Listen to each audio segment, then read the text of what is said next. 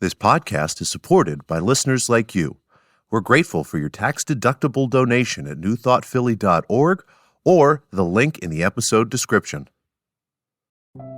A practical prayer is a prayer that works. These discussions between Reverend Bill Marcioni and Carol Lawrence dive into the details of how it works and how to work it. Reverend Bill is a New Thought minister and the author of Practical Prayer for Real Results. Your new life begins with a new thought. Carol Lawrence is on a spiritual quest, finding the New Thought teaching after decades on the pulpit in 3 different traditional denominations. I've got some questions. Together, they're exploring the philosophy and activities that come together from many of the world's religions to create the practical spirituality that is New Thought.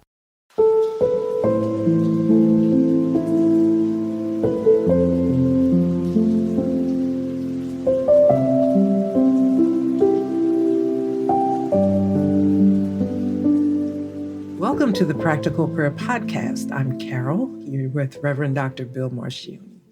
And we have another podcast episode, number 117 in the series, and you today are wanting to talk about karma. Yes, because, whenever I've been reading something and then the one thing I love about spirituality and New Thought and everything, you never get to know it.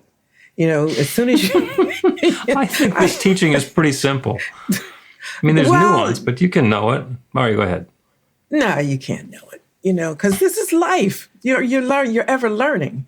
Whatever you learn, it locates itself where you are right now and becomes relevant. And it seems not necessarily different, but expanding. That's a good word. It expands. So when I'm reading about something, it just keeps on getting bigger, right? So karma, usually people think of it as you're getting back what you put out, right? What goes around comes around, and payback, and you reap what you sow, all of that. And I get that, and it can be pretty simple. But then I was reading about past lives karma, and so forth. And I said, whoa, wait a minute now. I'm trying to deal with the karma right here. I'm not saying that it's not true. I'm not saying that. I'm saying respectfully, if it is, I can't handle anymore right now. Thank you very much. So. And I think you're probably on the right track. What say you about? And this is my opinion, that the thing that we would want to pay attention to is current life karma. The law of attraction, what goes around comes around. Not necessarily you get back what you put out, because it goes around for a long time sometimes before it comes around. But past life karma is in some ways really helpful for explaining or blaming the situation that we were born into. Mm-hmm. Like somebody who is less financially advantaged than they would want to be, or has a disability, or a particular ethnic or racial or geographic origin story in this life. Then, why was I born this way? And karma, something happened in a previous life that caused me to be born into this so that I can go through this experience. And on the one hand, that might be completely true.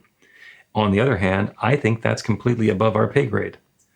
Mm-hmm. We are here to live this life as we are living it. And the reason that there are some people who have disabilities, other people who don't have disabilities, some people with a lot of money and means, and other people without money and means, is just because all of those things are possible. So somebody gets to do them. And it's only we saying, oh, well, I got born into this life and that's bad. Or this part of it is bad, and I got born into this one, and that part is good. So that's all judgment as far as we're concerned. So blaming an external force or a past life or something else on how we came into this particular life is, I think, in a lot of ways irrelevant. It doesn't matter why that happened. We are here now and self-actualized and able to make choices here and to have an experience in this life. So game on. Yeah, I took the thought, all the way through as far as I could go. No surprise there, right?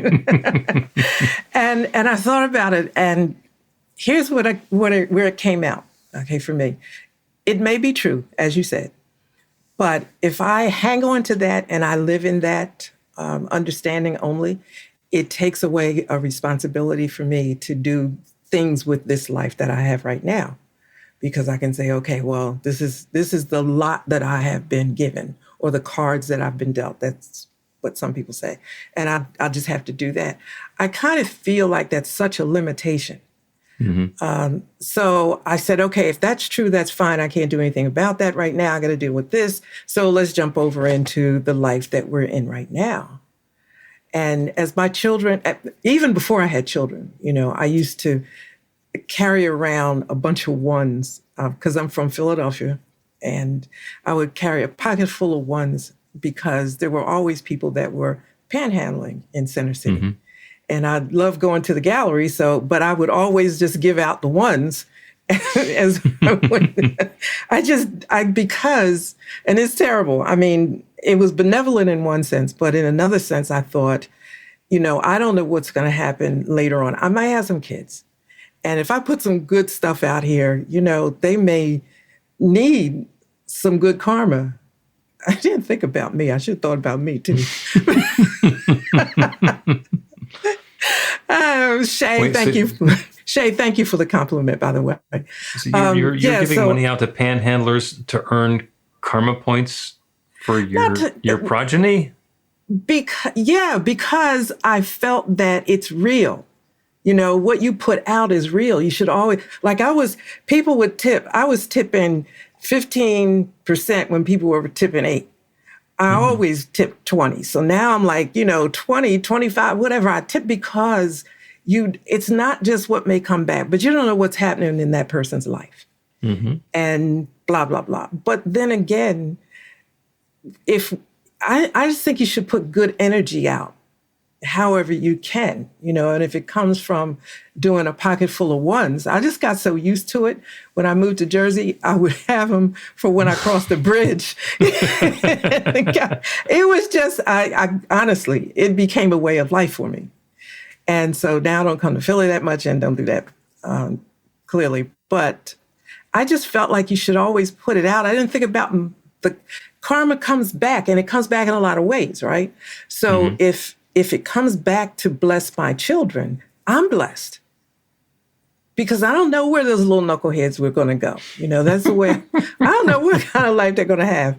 But if someone comes along to help them in their life in a way that I can't help them because I put good energy out there, that's what I thought about it.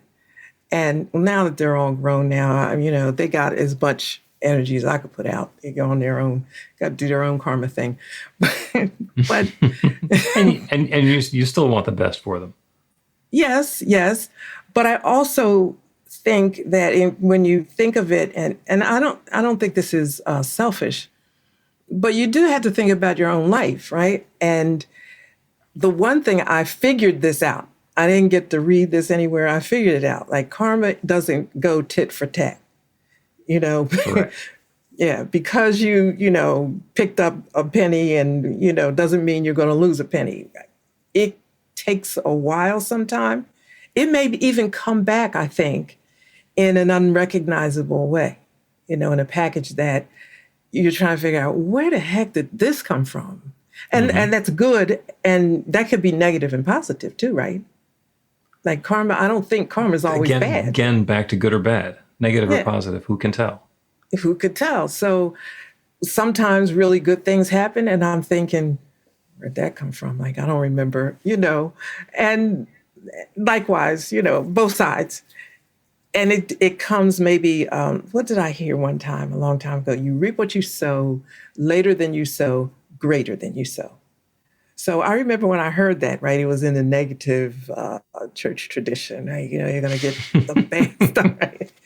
So me, I'm sitting there thinking, well, now, if you reap what you sow, later than you sow, greater. If you put some good stuff out there, greater stuff will come back. It works.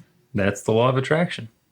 That's the law of attraction. And it's not instantaneous and automatic. So we've all seen the experts who throw a boomerang. You throw a boomerang and it's like it's gone for a while. and then it comes back. So you can imagine somebody who's just sitting there minding their own business and they get whacked in the back of the head by a boomerang. It's like, what's the matter with the boomerang? Well, maybe there's nothing wrong with the boomerang. The problem's with the catch. You should have caught it with your hand instead of with your head. And there was all the good intention when it was thrown, but it might have been flying for so long that we forgot. Yeah, exactly. That was going to be my next point. Like, you could forget. Right? That's right. So in meditation, I make up stuff, right? Because I thought, well, let me be reminded of anything that might be out there that I forgot. Especially if I'm going through a time that's not too cool. I think, is there anything out there that might explain this? It may not take it away, but it will help to understand it a little bit, maybe. But I have fun with spirituality, life, and law of attraction and all of that business because it is what it is. So I try to look at the most positive perspective that I can, and listen, since I come from a tradition that has taught me the negative side really well, let me see what the positive side might have to say about this. I like that. Let's take a break and then continue our discussion about boomerangs and how to throw them and what to look for as they return.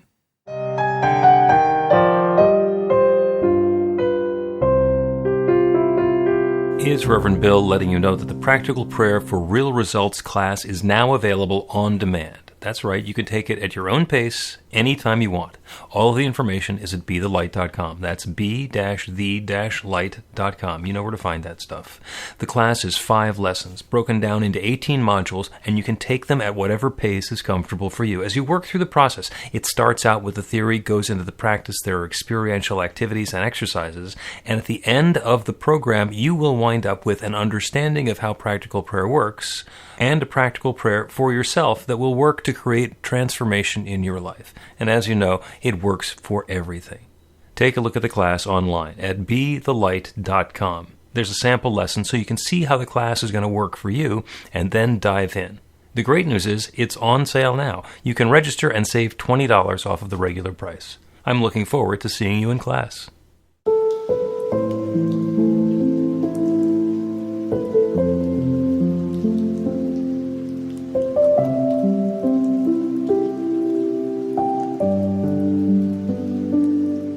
Welcome back to the Practical Prayer Podcast. I'm Carol, here with Reverend Dr. Bill Marcioni, talking about karma. Talking about karma and the boomerang effect and the boomerang coming back. And sometimes we think about the boomerang and what's coming back and what we're attracting, and that all seems really important. And it's much more important to remember who's throwing it. Who's throwing the boomerang and what the intention is during the casting. It has so much to do with who we are and the way we're engaging with the world. So if somebody comes in with their calculating, divisive and greedy approach to how do I throw this so that I get the most back, I'm going to turn this teaching into a get-rich-quick scheme, it doesn't work. And the reason that it doesn't work is not because the process doesn't work. It's because the consciousness that we're bringing to the process is not helpful and uplifting.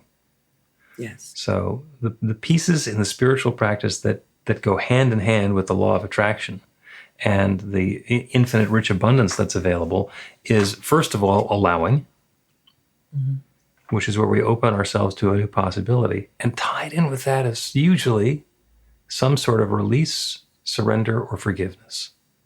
Because when we're being controlled by the judgments we have about something that happened in the past, we are bound to those energies.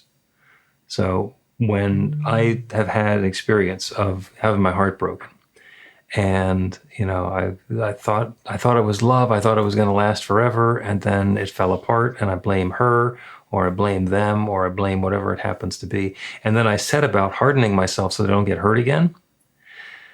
What that does is it sets me up in a defensive posture so that the way that I'll know that I'm doing okay is because another hurtful relationship will come along and I won't get hurt.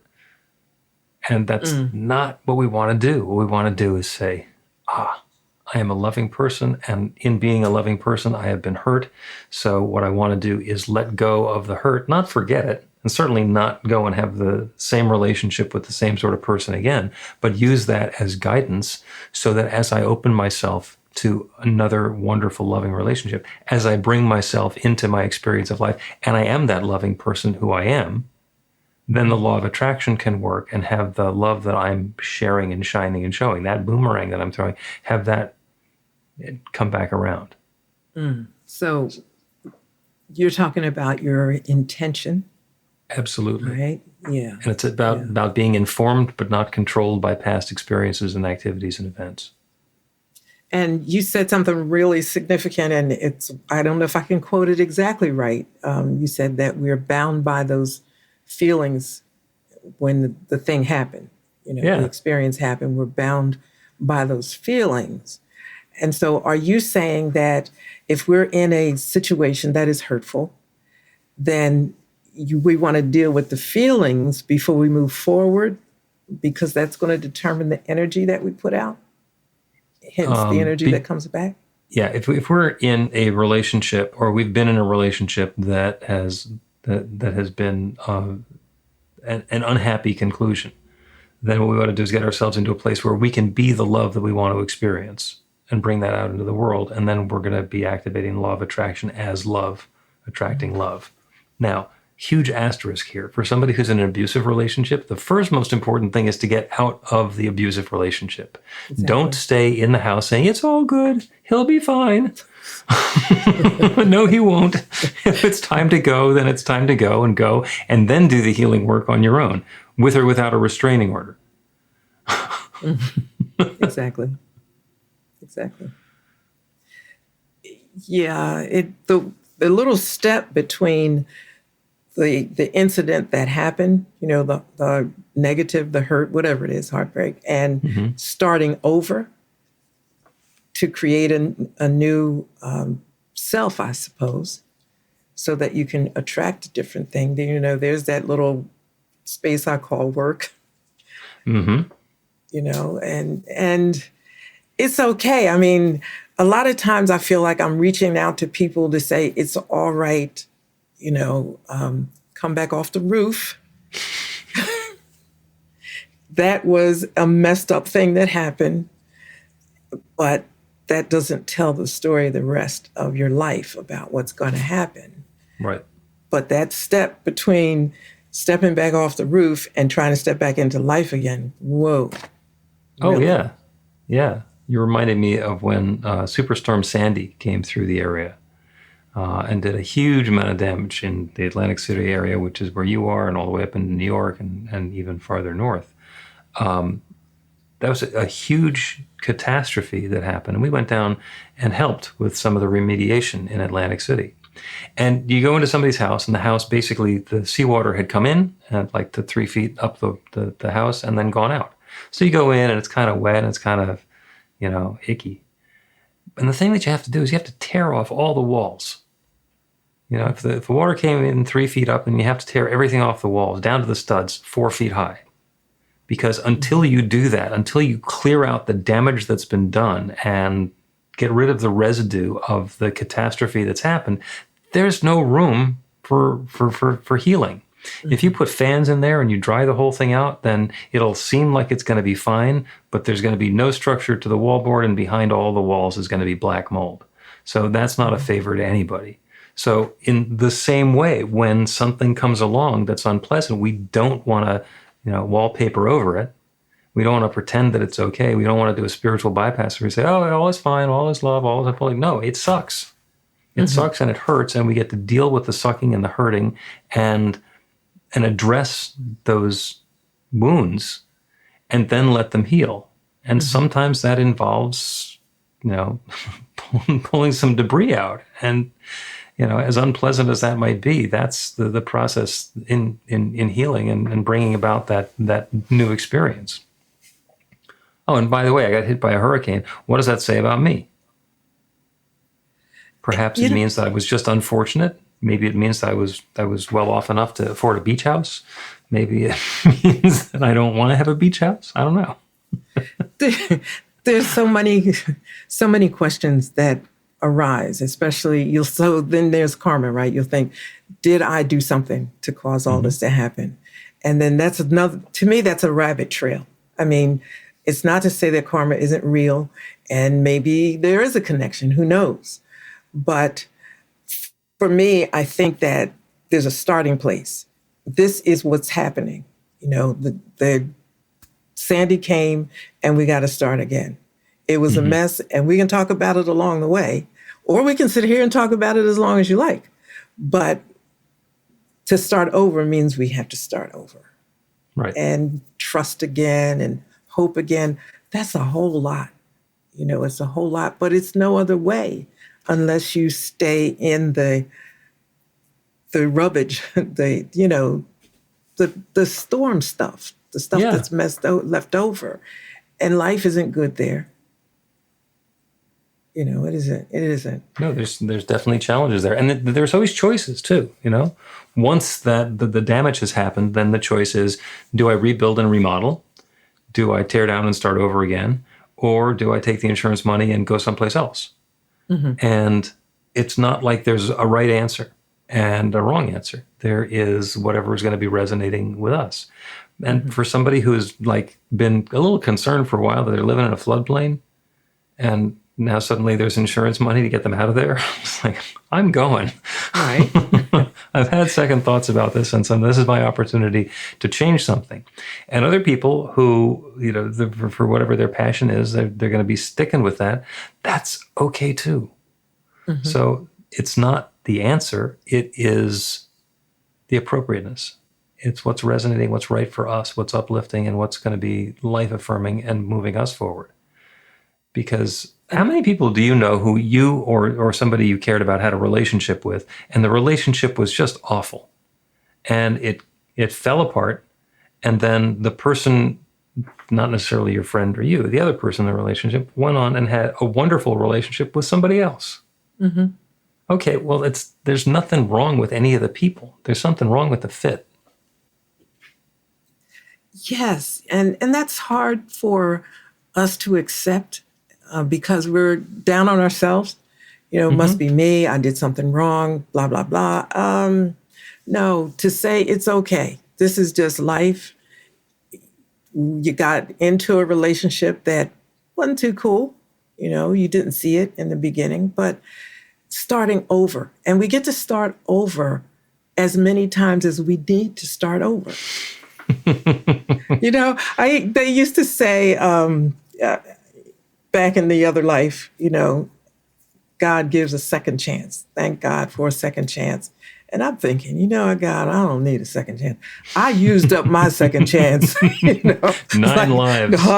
Listen, I just need another chance, right? Another is ever ending. Just give me another, because I'm probably going to screw this one up too. I'm doing my best, but that's life. And it's okay to have gotten knocked over. It's not your fault. Like Sandy, I remember where we were living at the time, and it was just, I'll never forget how devastating it felt to walk out of the house that first morning.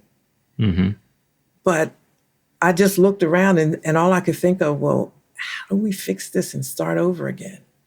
And it was so many people that were into the, and I understand this, the sadness of it.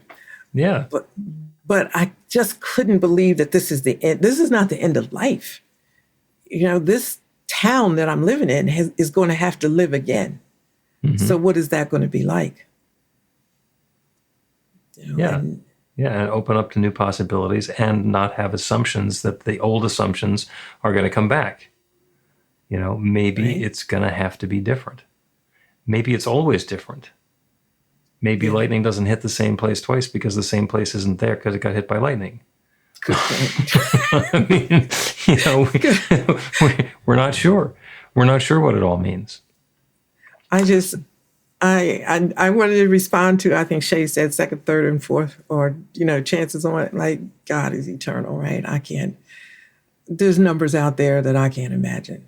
Now, I tell my children, they think I walk on water, right? That's nice. But I tell them, listen, mommy had a life.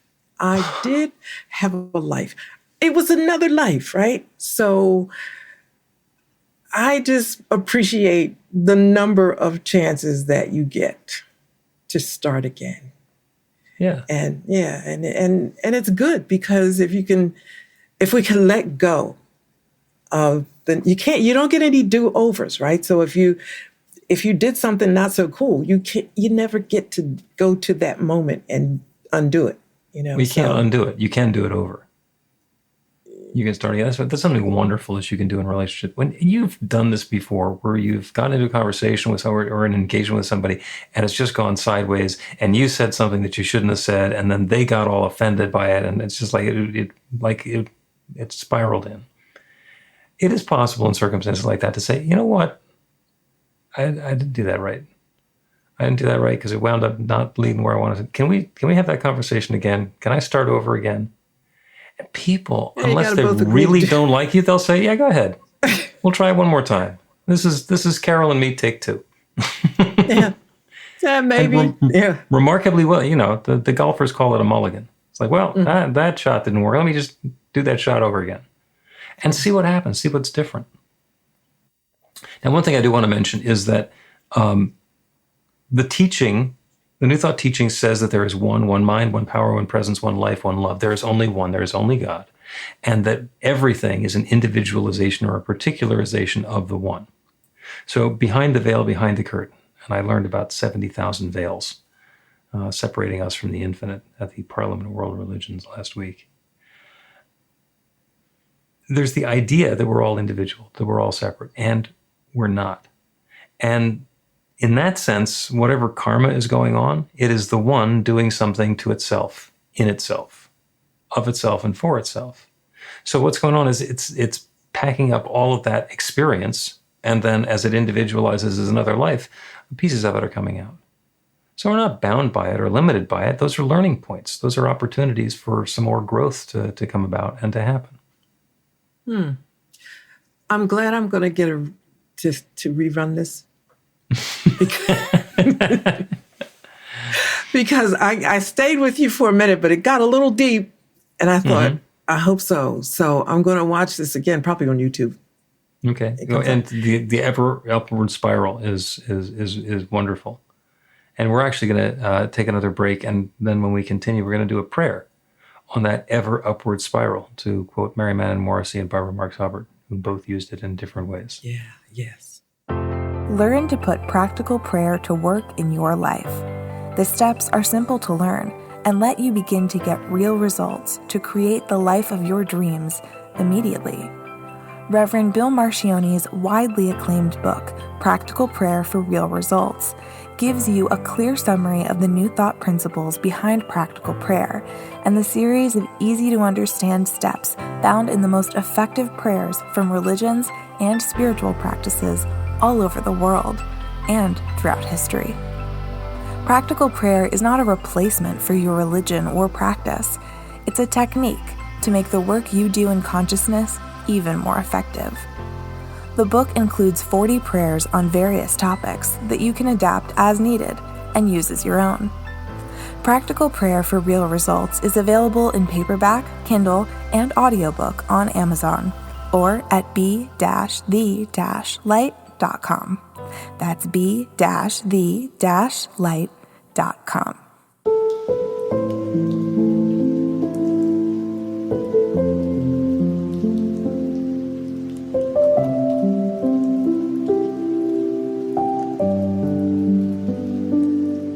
Welcome back to the Practical Prayer Podcast. I'm Carol, here with Reverend Dr. Bill Marcione. I think I must need some water. I'm just like chewing up words here.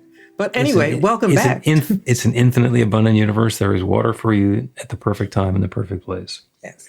We've been talking about karma, the law of attraction. What goes around comes around. You reap what you sow, et cetera, et cetera, et cetera. And we're going to do a prayer now. And the prayer is going to kind of be about that, but it's also going to be about the ever upward spiral. So there are times in our lives where we feel like we're going around in circles. And, I've been through this before. I had a relationship and it has ups and downs, and now I'm back to the part where it's going to be over and I got to move into another, do something different. or with a job or with our finances. And it seems like it's just repeating. And what's going on is we're in a spiral. And it can be a downward spiral where we're diving in and we're heading for a crash. Or it can be an upward spiral, because every time we come back into that same neighborhood, we can use what we have learned previously. We can take the guidance about the events and the activities in the past and use those to inform the decisions and the choices and the steps that we're going to take now. Because the next time around, it can be better.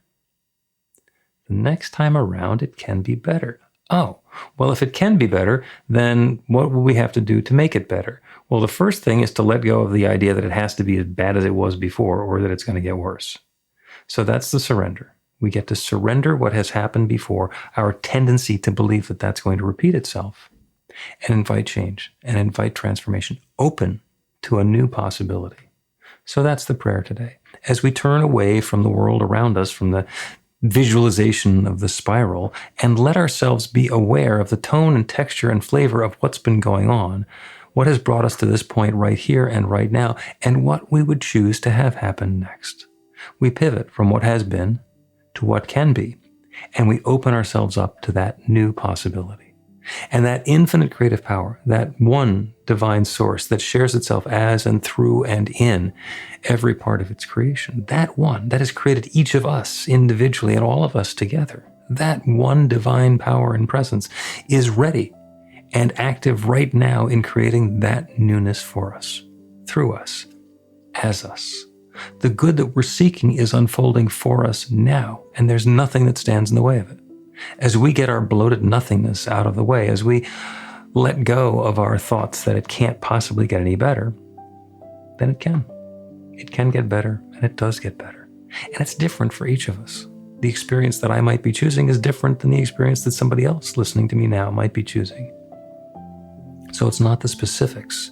It is the process and the principle. As we open up to the good, as we identify that which we are ready to let go of, and embrace that which we are inviting in next, we go through another upward spiral, and more and more and more good comes into our lives. And it happens now for each of us in our own particular way. And I'm grateful for it. I'm grateful for the good. I'm grateful for the awareness of the process. And I'm most certainly grateful to be able to speak this word and release it into that creative law, and to know without any question, without any hesitation, without any doubt whatsoever, that this good is already underway. So this feeling of thanks, I speak this word, I let it go. I release it into that creative law. And I know that it's so. And so it is.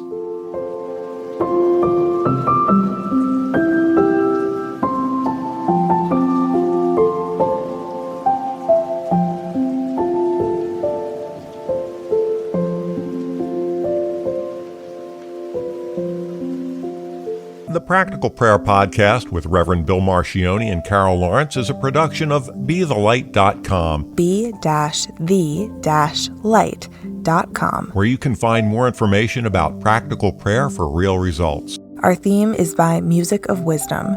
You can learn about the spiritual community of New Thought Philadelphia with daily guided meditations, Weekly celebrations of spirit, and Reverend Bill's classes in practical spirituality at newthoughtphilly.org.